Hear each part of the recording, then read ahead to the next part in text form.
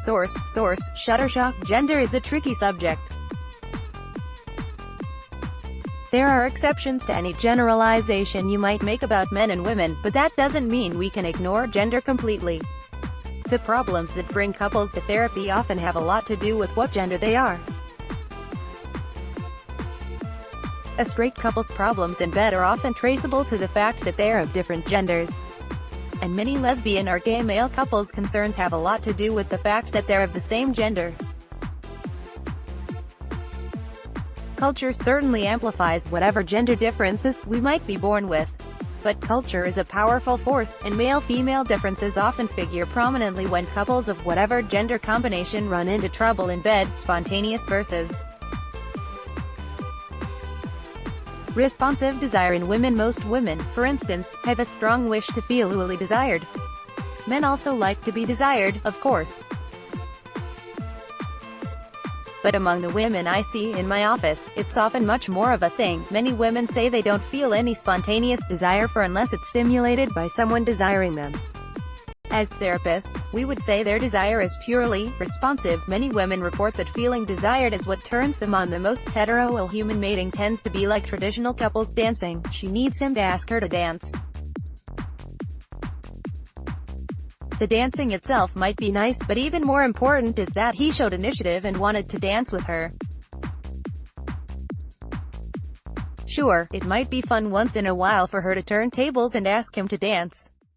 But if this were the only way to get him out on the dance floor, eventually she might start to feel something was amiss. Most men are different.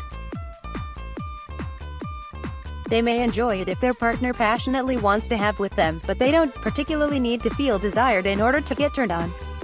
Their desire is more spontaneous versus responsive desire in men. Over the past few years, I've noticed that some men in my office don't fit the typical male pattern of spontaneous desire. They seem more like women in this respect. These men describe their desire as mostly responsive, just like the ordinary female variety. What turns them on most strongly is to feel desired.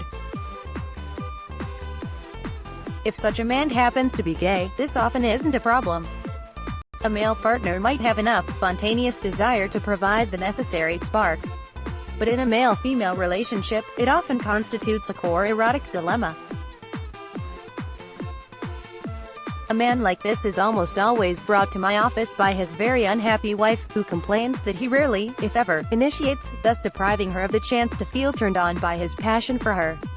If I arrange to see him alone and ask him what turned him on the most, often the first thing out of his mouth is, "I want her to make the first move." His desire is primarily responsive, something our culture doesn't yet recognize as normal in hetero men. The prison house of gender. A man like this quickly finds that his deepest need, the need to feel power desired by his partner, violates the prevailing cultural script.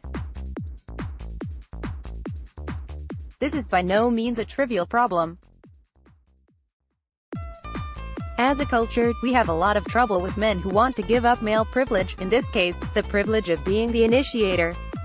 It's less of a problem if a straight woman's desire tends to be more spontaneous than responsive. Sure, she may need to find a partner confident enough not to be intimidated by her robust need for. But there are many such men out there. A straight man whose principal turn-on is to be desired finds himself in more difficult territory. Very few women are interested in consistently being the initiator. A man like this usually learns to keep his responsive desire a secret. If he tries to explain it to a female partner, often the concept will be so foreign to her that she'll have no idea what he's talking about. So what's the answer?